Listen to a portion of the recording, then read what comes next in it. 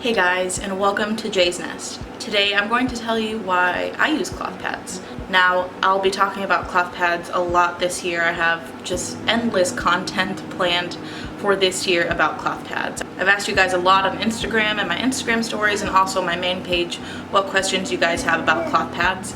And honestly, you guys have asked me so many questions that I will endlessly talk about cloth pads for the next year.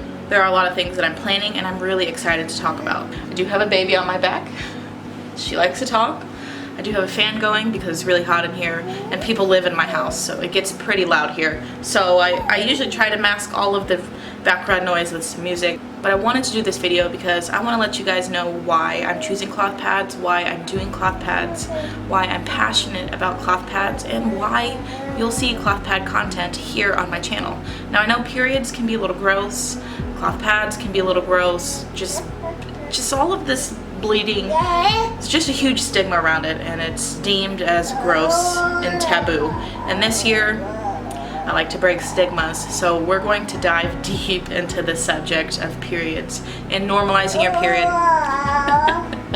and making you feel comfortable about your period. I will leave a timestamp below of everything that I talk about in this video, so if you're not interested in what I'm talking about right now, you can fast forward to what you need.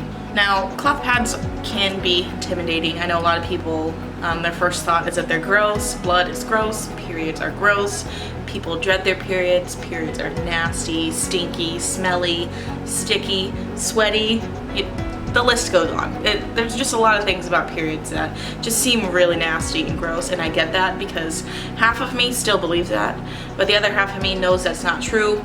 But I feel like cloth pads have normalized periods for me. I used to really dread having a period and I don't anymore. I know a lot of people, they kind of assume that cloth pads smell really bad. Like, why would someone want to use cloth pads? They probably stink, the blood is gross. Have you ever smelled a disposable pad that's been sitting in a trash can for 4 days? That literally smells like death. And I agree, that smell is disgusting, but I've never had that smell with cloth pads. Now, if you've never tried cloth pads, that might seem a little alarming or strange, but a lot of the smell actually comes from the chemicals that are in disposable pads. And we'll get to chemicals in a minute. That is one of my points. But if you've ever used a disposable diaper, have you ever smelled how just nasty they can get? Disposable diapers mixed with pee, disposable diapers mixed with poop. There's just a really strong smell. Now my channel is mainly about cloth diapers, so I will refer to cloth diapers constantly. When I use cloth diapers, when my children pee and poop, they don't smell as nearly bad as a disposable diaper. I actually find that cloth diapers keep all of that smell from, like the poop smell from like leaking out everywhere and, you know, stinking up the whole entire room. Yeah, poop stinks, right? It's poop. Poop is disgusting. Poop stinks. And so I feel that comparison kind of goes for cloth pads as well. Your blood naturally does have a smell. It's like an iron-like smell, a metallic-y metal smell. That's normal. But if you're smelling down there, if you have a fishy smell, then you probably have an infection. Your cloth pads shouldn't smell outside of the natural smell that you have. Now women, all of our vaginas, they do smell in a certain way. That is normal. Our vaginas aren't meant to smell like lavender or roses or lemons. They're vaginas. They smell like vaginas, okay?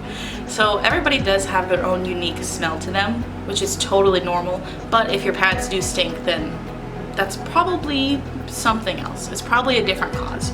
Now you can get bacteria built up in your cloth pads if you're not washing them correctly or if you're storing them and there's not enough airflow to them. So there are some causes of why your cloth pads might stink, but generally speaking, they don't smell. They don't smell. One of the most embarrassing things about my period is that nasty death smell coming from the trash can, from the disposable pad. I don't experience that with cloth pads. So if you're just curious about that, or if you're wondering if you've never tried cloth pads, I have never experienced that. So let's get on to my points today for why I use cloth pads. So honestly, the first and main reason, this is why I switched, was my comfort. I find disposable pads to be really uncomfortable. A lot of times with disposable pads, they would bunch up, they would stick to itself, like the bottom sticky part would stick to itself, and if I tried to take it apart, the bottom would rip and then you could see all the stuff that was on the inside. A lot of times I would line 2 pads onto each other just to get a good length I'm just someone who likes coverage. It's not necessarily that I need all of that absorbency or that I need all of that coverage, but I just like the comfort, because sometimes I can bleed in the front, sometimes the center, sometimes the back. So I like being able to be covered in all directions so I don't bleed all over the place. I've honestly had way too many situations in my life where I have bled through my clothes, whether it be at work or at school. I've had some really, really embarrassing stories at school, just bleeding all through my clothes, bleeding all over the chair, getting made fun of for it. So I have just been horrified by my experience with disposable pads. I have some horrible memories about leaking through pads. So I've always liked to double up on pads, which is very uncomfortable. If you've ever used a disposable pad, it's very uncomfortable. It's just, they're really thick, they're bulky, and they feel like a diaper. I don't know how to explain it. They just feel like a diaper, and they feel loud and crunchy and scrunchy, and you can hear them. Cloth pads though, I don't have that. These are so thin. These are so thin and trim and ridiculously absorbent. And those two pads that I had lined up against each other, this one pad will cover all of that. This one whole thing. And there's enough absorbency in this pad specifically in my bleeding area. I mainly bleed in the front and in the center. I do bleed a little bit in the back. So this does have lighter coverage in the back, but the bulked up coverage is mainly in the front, and that's where I need it. So cloth pads are really customizable for your own flow, depending on where you bleed and how much you bleed and the length that you need. Super customizable. But getting on to my point of comfortable, I always got rashes, I always got really itchy in disposable pads. I never once thought that it was because of the pads. I didn't have an open conversation with my mom about periods growing up.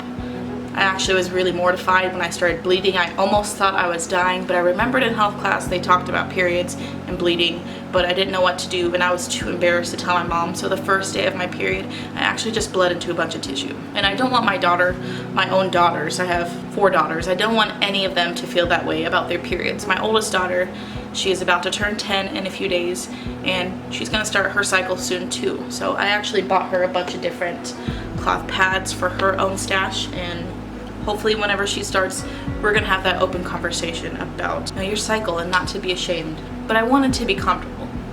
I thought the itching and the rashes, I thought that was just part of bleeding. I thought sometimes the blood could do that. I just thought that's what it was. After I watched a lot of videos here on YouTube, I've realized that that's not normal. If you have rashes, if you're itchy on your period, it's most likely because of the disposable products. And looking back, it's not surprising because half of my children are very, very sensitive to disposable diapers. My second child, he would break out in like blistering rashes. He was constantly bleeding. Back then I didn't know about cloth diapers, and I really wish I would have, and I feel so bad. I wish I would have known about modern cloth diapers. So my next point is chemicals. Disposable pads are not regulated, and they don't have to disclose all the chemicals that are in them. Now, we do know a few of the chemicals that are in disposable pads, but we don't know exactly what's in them because they don't have to disclose it. So they're not regulated and they're not safety tested. And from the chemicals that we do know of, they cause a lot of damage and a lot of problems. Now, I did talk about this in one of my videos from last year. I forget what the title of the video is called, but I'll link it down below. It's just a chat about reusable menstrual products. I was 32 weeks pregnant with Willow, and that was when I decided to make the leap into reusable menstrual products. And so I talk a little bit about the disposable industry, disposable tampons, disposable pads, the money that they make per year, some of the known chemicals that are in those products, and the damages of those chemicals. So definitely go check that video out if you've never watched it. I'll link it down below. There are a lot of carcinogens in there, and carcinogens, some of them like dioxin, can stay into your body for up to 20 years just by using it one time. And that's a type of chemical and carcinogen that can build up over time. But there is power in knowing what's in these products. It's nothing to be ashamed of, it's nothing to be angry about, but I do think that we should know and we should be empowered by these products that we use. Because some of these chemicals can cause reproductive issues. Some of these chemicals can cause loss of consciousness. Some of these chemicals can cause hormone imbalance. And some of them have carcinogens that aren't safe at any level, like dioxin. We hear dioxin a lot. It's probably one of the most common chemicals that we hear of. It's used as a bleaching agent to make all of the things white, and dioxin is in disposable diapers. It's also in disposable menstrual products, and that's not safe at any level. So it kind of baffles me why that's allowed in any type of product at all, because it's not safe at any level. Any exposure to it is not safe at all. None at all. And so it really makes you question these companies. Now, I don't want this conversation to be like a battle between you and I, or a battle between reusable menstrual product people and disposable menstrual product people. It's not a war. This isn't a war. This is about taking charge of our health and knowing what's in these products, both cloth pads and disposable pads. We just need to know what's in these things and make a decision for ourselves what's best for us. This isn't a judgment. This isn't saying one person is better than the other person. This is a conversation where we need to question the companies. We need to question the business. They make billions of dollars per year. We need to question them. Stop questioning each other. We need to point our fingers at these companies and wonder and ask and question. Are these products good for us? Are they safe for us? Are they safe for us to use? Why aren't they regulated? Why aren't they safety tested? What are all of the chemicals in these products, and why won't they disclose that to us? Why? That's what we need to ask. Don't need to be battering with each other like, ooh, cloth pads are gross, so disgusting. Ooh, disposable products are gross, so disgusting. but first, we need to learn about disposable products, because that's what's readily available to everybody. That's what's on the market. I'm sure that's what most of us have used at some point during our lifetime, because it's the normal. I would like to see cloth pads become a new normal, something that we see that is mainstream. I feel that way about cloth diapers too. I'm very passionate about cloth diapers and also cloth pads. I do think like cups, reusable cups, which kind of mimic a little bit a tampon, I think those are becoming a little more mainstream. People are a lot more open to cups than they are cloth pads, but I'm a pad girl, so I'm going to keep pushing this pad movement forward. And the last reason why I like using cloth pads is because I want to stand for my health, and I also want to destigmatize periods. Now, periods have been really taboo over the years. Women have always been really shameful of their cycle. And honestly, I'm not really sure where the shame comes from, where it stems from. I don't know if it's the story of creation and Eve. I don't know if it's something much deeper than that, something different, how the media portrays periods. I'm not really sure. I haven't really done a lot of research into why periods are so stigmatized as they are. It's a natural process for a female, for trans, for non-binary. Though I'm not very well versed in trans people or non-binary people, and I don't want to offend anybody by using those terms, but I know not everybody who menstruates is just female. But I want to take a stand for my health. I don't know what's in all of these disposable products. My kids are playing with blocks if you can hear that. But I want to stand for my health. I don't know what's in all of these disposable products, and what we do know that's in them is very harmful to our bodies, and I want to take care of my body as best as I can. And don't get me wrong, I'm not perfect. I don't eat great, I don't exercise all the time, so I'm not perfect. But change starts somewhere. Small little changes over time can make a really huge impact. I know a lot of times we label people this or that to make us feel safe within those labels, but I'm someone trying to take away labels, because taking away labels is really good for my mental health. When I start labeling people, when I start labeling things, I start to put all of these imaginary standards, and it's really bad for my mental health. So one thing that I've been doing lately is taking away labels, or at least trying my best to take away labels in my life. And I think some people might look at my channel or look at these videos and be like, oh my gosh, she's a hippie, she's crunchy. Sure, whatever. Maybe I am those things to you. I do care for the earth, but I'm not perfect. And there are some parts of me that feel really shameful that I'm not perfect. But I know that it takes small changes, because we're in this era of like convenience, where everything is convenience, everything is disposable. This is the disposable era. And in order to change the way that we live, to change from this convenience, to change from this disposable world, we have to make small changes. Maybe you just want to change your toothbrush into a bamboo toothbrush and try that. And that's one change that you made. Maybe you want to try cloth pads.